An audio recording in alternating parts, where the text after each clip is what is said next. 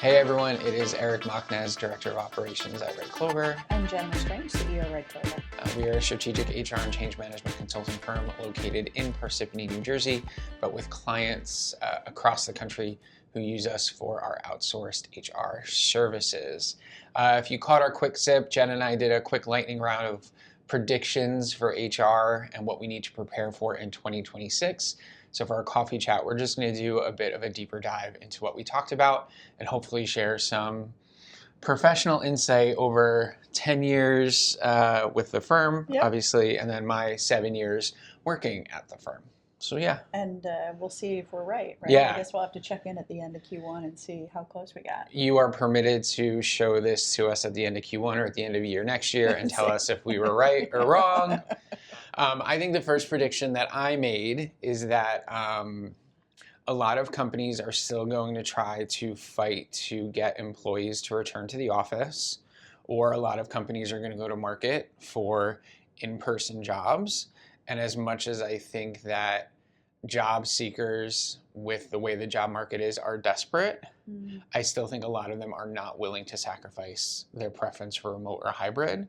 And if there's anything that I've seen, as much as a lot of these CEOs and businesses are saying we are doing a return to office mandate, when it comes to actually executing it, they are failing because managers want to make exceptions, and a majority of their workforce is saying it is not possible for us.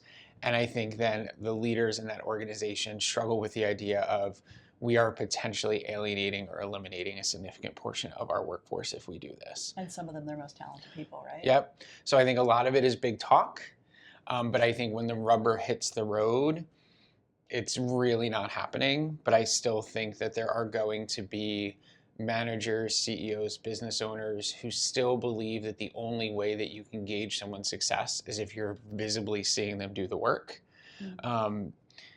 And at the end of the day, you know us, we're always saying, you need to judge based on deliverables, not on, presence. AI, what do you think about AI? What do I think about AI? I really like it for certain things. So we're starting to use it more and more internally. I think for the majority of business owners that I talk to, they're still in the discovery phase, so they're not quite sure how to use it in a way that is effective and in line with their business goals. So really taking a mindful approach, which I guess is just a different way of saying that we're all just kind of muddling through and trying to figure it out, but we don't actually know what we're doing yet. I think that there's going to continue, and I talked about this in the quick sip, more lawsuits around improper use of AI and who's responsible for that, particularly when it comes to some of the large software products where they've put an algorithm in place, the licensee uses it or isn't aware of how it's being used. And we've seen some of the class action suits around applicant tracking systems where people are like, well, you're inadvertently discriminating against a certain part of the population. Bless you. And I think that's going to continue as people see either. Bless you again. Thank you. Is there a third? No, I think we're good. Okay. So I think that will continue into next year. And but look, at the end of the day, AI is not going anywhere. It's here to stay. Right. Well, we're any business that isn't using or making some sort of a plan to put AI in place as part of their fundamental business processes isn't going to be here in 5 years. Well, and I think for us, and I think for a lot of companies, where they really need to start is that AI is an efficiency tool right now. It is ultimately something that helps individuals work quicker, and the ability to create custom, GPTs and custom prompts that allow you to move through tedious processes quicker. Even just better research. Right, is critical, right? And it does cut down research time. Yeah. But then even then, there's that requirement of, okay, show me sources, because we all know that AI hallucinates and AI does not provide accurate information at all times. So I think there's this weird gap between people who are like, yeah, I'm going to use it for efficiency. And then you have a lot of people, kind of these forward thinkers, these disruptors who are like, AI are going to replace entire departments in the future. And it's like, well, that actually doesn't seem realistic, because if you use the current tools, even after they've evolved somewhat, they're still providing inaccurate information. Or, a lot of people use it in the arts and the creative industries. They are still drawing people with 6 fingers. So I think that for me, it's people need to be more reasonable about what they expect AI to be able to do for them. And I think it's a huge jump to, oh, well, we're going to be able to run, HR, finance, etc., with solely AI. I just don't think right now, and even in the near distant future, if that's really an accurate assessment of what it can do. I think it depends on what you're asking Yeah. for, right? So, and I want to talk just for a minute on hallucination because I didn't quite get what this was until, and I sort of stumbled on this. I actually went to ChatGPT, but I did it on my personal, so I have a personal account that's just a regular old Gmail account. And I went and I asked ChatGPT to give me information on our company. So I was like, go look at this website, tell me what they do, distill it, give me kind of a summary statement. And Chat pulled back pages that haven't been on our website for 5 years. Not because they're, I don't know, maybe they're out there orphaned somewhere, but it just picked up links from different things on programs that we rolled out pre-pandemic. And just, they were true at the time. They're just not true anymore. Yep. And so I was like, all right. So now I kind of get where that's coming from. It's pulling data that's going either far back or through different links or different site, I don't know, probably some press reference somewhere.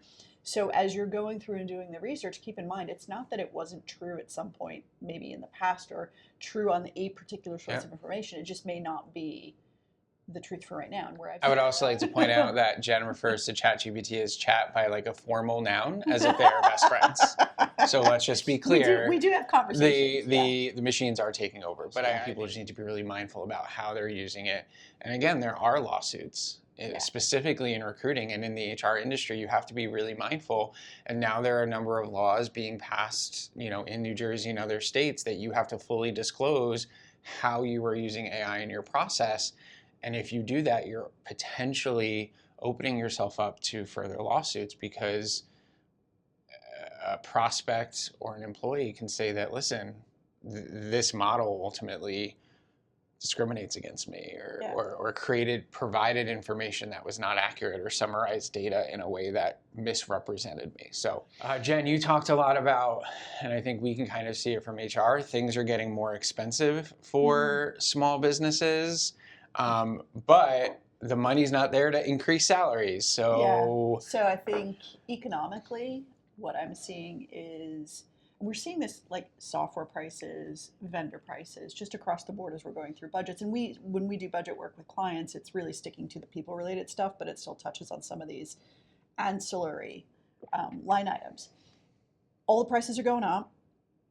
Revenue projections for most of the small businesses, at least this year as we're starting to wrap up the year, less than what people hoped for at the beginning of the year and going into next year. I think some of the forecasting is a little more conservative because no one really knows where things are going to land. So as a result, prices to the general public are going up, but we're not seeing a corresponding increase as far as where we're moving salary structures. So everything's getting expensive and we're going to be doing more with less. So my key takeaway out of that is take a really good look at variable pay and what can you put in place so that as you hit targets in your business and as you're seeing a success, you can share that back with your employees in a way that, at least from a cash flow perspective, the money's there. How I think the job market's going to continue to be pretty oversaturated and brutal because of the amount of layoffs that we've had this year. And then again, the idea that a lot of these individuals are saying we can do less or we can do more with less. Or, hey, AI can do a portion of that person's job, so we don't necessarily need to hire someone full-time to do it. I think it's going to continue to be difficult because you have a lot of people who have certain salary expectations and they're going to be applying for all these jobs for which they're qualified. And ultimately, the company who's had to deal with increased expenses, increased healthcare costs, et cetera, are going to be like, listen, we don't have the money to pay that salary. We want to work with you, but this is where we're willing to be.